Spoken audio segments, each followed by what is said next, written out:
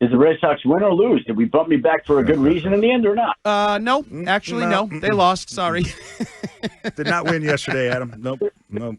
But it's stuck to the regularly scheduled programming. That's the way it goes. That's right. Adam, so around here, we're having a lot of seemingly big picture conversations. Can you bring a little perspective for us? Because we're talking about Drake Maye. Is he going to make it to year 2? Does he work with Josh McDaniels? Does Mike Vrabel not like Josh McDaniels' offense and the play calling?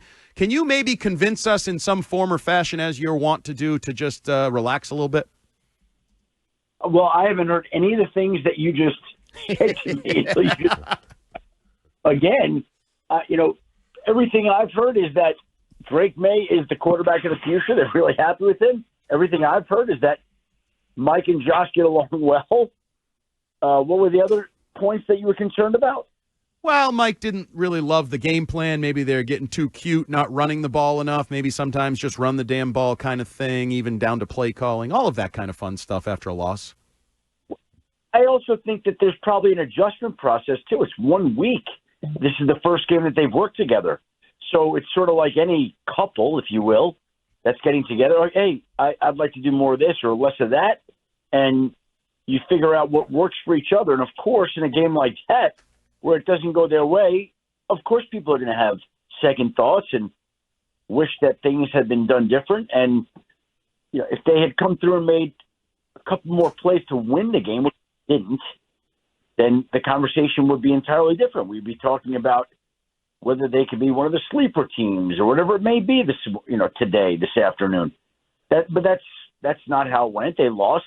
It was a home loss to a team that you would think that they would be able to beat, that they didn't. And so now, inevitably, as this league works, whenever there's a loss, there are questions that come up. So we could discuss them, but I think it's more a function of 1 week, a loss, and let's see how it plays out. So, Adam, another week, and yet looks like the Patriots will be without star cornerback Christian Gonzalez. And there seems to be a vacuum of information as to not only how he's doing, but exactly why this hamstring injury has lasted now seemingly over 6 weeks. Any intel that you've been able to garner as to how he's doing, what may have happened, and when we might see him again? No, I don't have anything more than what you just said. I think that, hamstrings can take 6 weeks. Everyone's different. Obviously, you want the guy back out there, especially in a game like this. I know Miami really struggled. They had probably as disappointing a performance as there was in week 1. Nobody was any worse. And you'd want Christian Gonzalez because inevitably they are kind of due where Tyreek Hill has now gone over one full calendar year without making a single play over 30 yards, and I'm sure they're very well aware of that. And I'm sure there's going to be something of an emphasis to go make that happen. So this week you'd want him, but I don't know if there was a setback or not. I'll have to ask around about that. But it's not ideal going into any matchup, obviously. Hey, Adam, I'm just curious to get your thoughts on what you think about opening up the season with so many division games. I think there were 8 division games in week 1. Six of the 8 finished within one score games. I liked it. I thought it was pretty cool, especially if you're going to get good games like you got in a lot of those division games. What are your thoughts, and what is the NFL's thinking by putting so many division games? A lot of people don't like it. I do. What's your thoughts on it? Well, first of all, I always think that week 1 is one of the most unpredictable weeks, and all I have to do is go back to the year in which the Buffalo Bills blew out the Patriots in week 1. I don't know whether you're on that team, Ted. I was, 2003. 2003, actually. Yeah, Lawyer Malloy just went there. Yep. Exactly. 31-0 or 31-7. 31-0 there? Yep, that's it. Okay, well, so that in and of itself is a grade A example of how a season can be unpredictable and how a team can rally and overcome whatever happens in week 1. And I think that goes on all the time. And when you talk to these teams, it always feels like that first week really makes them uneasy. Like, just because there's so much that's unpredictable, you don't know what's going to happen. It's just difficult. And so the idea is to survive and move on. Some strange matchups. The league obviously knows that divisional matchups draw, so I guess they're trying to start the year with a bang, and then they always have divisional matchups at the end of the year. That's a given.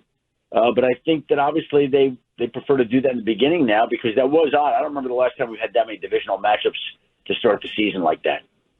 ESPN's Adam Schefter here on WEEI Afternoons. Adam, over the last week plus, we've had this issue with Bill Belichick where the report came out that he had banned the scouts from North Carolina, and then rather than clarifying, he said, yeah, no, I'm not welcome there. They're not welcome here. Patriots have since said through a statement that he's welcome at Gillette Stadium anytime. What's your reaction, and what kind of reactions have you heard from the latest bad, ugly divorce here with Bill Belichick and the Patriots? Just like a bad, ugly divorce is better off kept private and quiet. I think it's the same. Like, these are not things that should be coming out. And it's unfortunate for all sides that they are. You know, nobody's asked me, but I would just say, like, better to keep these things in-house.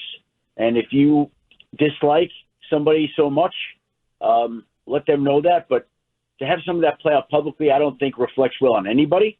It's not a good look for anybody at this point in time.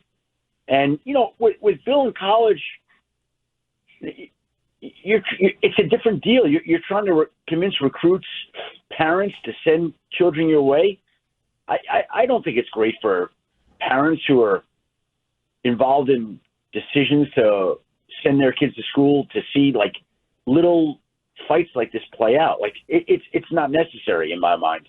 Just like it would be unnecessary for a couple that's gone through a divorce to hash out their differences in public after the fact. I'm not in favor of that either. So it's unfortunate. Like I said, I don't think it's good for anybody. And I'd like to think that they could address these things privately and keep everything in-house, but that doesn't seem to be the case so far. Adam, obviously Monday following week one is overreaction Monday, and every week, pretty much. Every week. Yes, yeah. I know you traffic with insight as much as you have to overreactions as well on the multiple programs. By the way, today I was in New York City this morning, and I noticed they had a little prop on the desk right to the side of Get Up where there was a desk plate. That supposedly somebody puts in that. It said Mike Greenberg, professional overreactor. So there you go. Brilliant.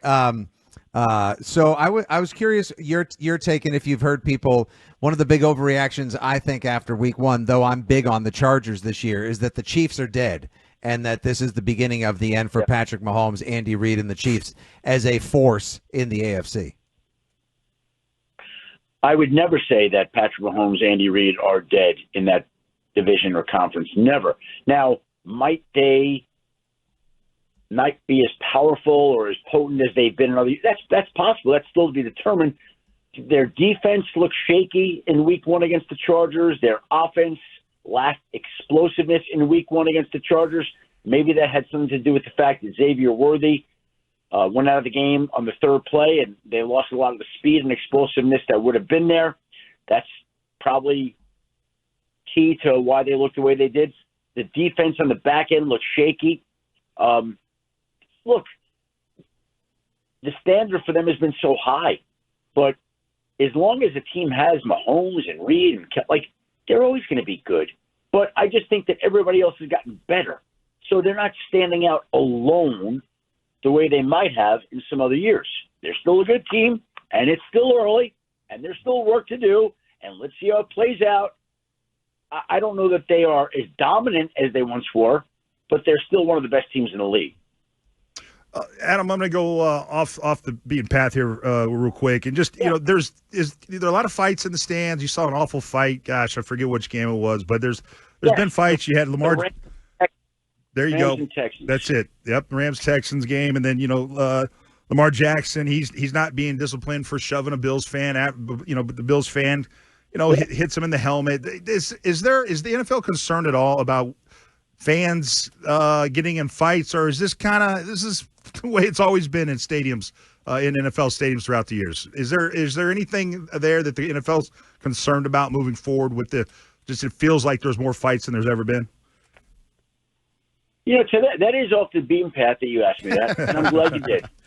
I'm glad you did, because I will say this, and maybe it's just the rise of social media, But I think over the last couple of years, I've seen it. I've seen these videos on social media of fights at games between fans, presumably intoxicated.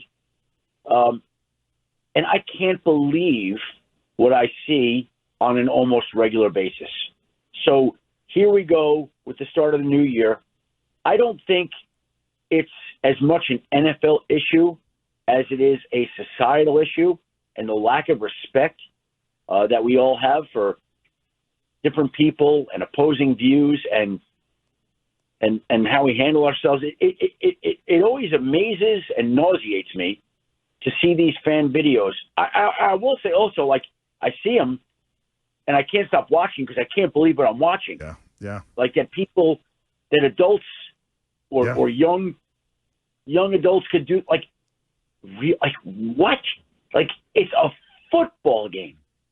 How do we get to the level, just like you could say it's politics, how do we get to the level that we want to resort to violence to try to silence the other side? In what universe is that acceptable? Where did that start? Where did the lack of respect for your fellow man begin? It's amazing to me. And by the way, you're asking about it in sports, but it's everywhere. Mm-hmm. It's everywhere. And honestly, it's disgraceful. Every time I see it, I just can't believe it. So anyway, there we go. I don't know what the league, we want the league to be the moral police, like grow up, mature, like be more responsible, be more thoughtful, be more, I don't know if it's the NFL's job. I know the NFL's powerful, but I mean, geez, it's incredible the way that some people behave at these games and in society. I mean, we see this every day on the news, every day. And I'm not just talking about yesterday. I'm talking about on trains. I'm talking about at schools. I'm talking about at political rallies. I'm talking about at football games. What the hell are we doing? There you go. Yeah. Time now to get this week's Drake take from Adam Schefter, presented by your New England Chevy dealers. Together, let's drive. Adam, we've been having a lot of debates about young quarterbacks, obviously because of Drake Maye. It was about this time a year ago that Bryce Young got benched in Carolina, his second season. And that leads us to the question, what is the fair time frame or realistic time frame for evaluating young quarterbacks in terms of you need to start winning, you need to stop turning the ball over, or you're on thin ice as a quarterback? Well, I think the timeline on all these things has been dramatically accelerated. I'm just telling you, I'm 58 years old. And I remember growing up, and I remember there being a conventional wisdom, right or wrong, that you needed 5 years to determine whether your quarterback was going to make it in the National Football League. And somewhere along the line, that 5 years was reduced to a year or two. And now it's to the point where we want these young quarterbacks on the field right away. If it's not in the first game, it's shortly thereafter. And I don't know what the right answer is to your question, how long it takes, but I can tell you that right away you can see it or not see it. I don't care whether that's 17 games or 1 or 2 games. You can see whether a guy has it or doesn't have it. There'll be ups, there'll be downs. There'll be games where that guy shines or doesn't. I think we've seen that Drake Maye has it. I think we've seen that. Okay?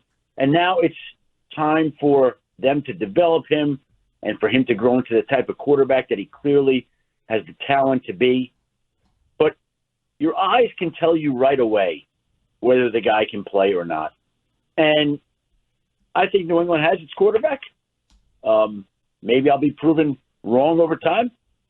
But just like last year, you bring up Bryce Young. I remember watching those first couple of games. I'll never forget the first game last year. They're playing the New Orleans Saints. I was rushing to the airport. I'm watching the game on the Red Zone channel, and they flashed to a highlight of Bryce Young on the sideline after another interception, and he looked like a deer in the headlights who had no idea what was going on and looked lost and shaken and rattled. Like that one picture told me everything I knew. Now, to their credit, they benched him, and he came back and rallied to be a good quarterback down the stretch, and to give them hope that he could salvage his career and finish the year strong and turn around the entire perception about him and that franchise. Now, it was a shaky start to begin with, so we'll see. But I think with these quarterbacks, you see right away, like J.J. McCarthy, rough 3 quarters. And then he did what J.J. McCarthy has done throughout his entire football career. And he had 3 touchdowns in the fourth quarter, rallied them to a win. That's what J.J. McCarthy's done. So I'm going to say that the chances are that that's what he's going to be. Like, the numbers might not be great, but he's going to find a way to get it done more often than not. And yeah. I was just going to say we'd end on that unbiased take from a Michigan man about another Michigan man, right? That was totally unbiased football analysis. We appreciate you. The guy's got I think it's 64-3 record. That's as what a he starting is. quarterback to college. Yeah, I don't think that. Record speaks for itself. All right, Adam, appreciate you joining us. We look forward to talking to you next week in your normally scheduled slot. Have a good weekend.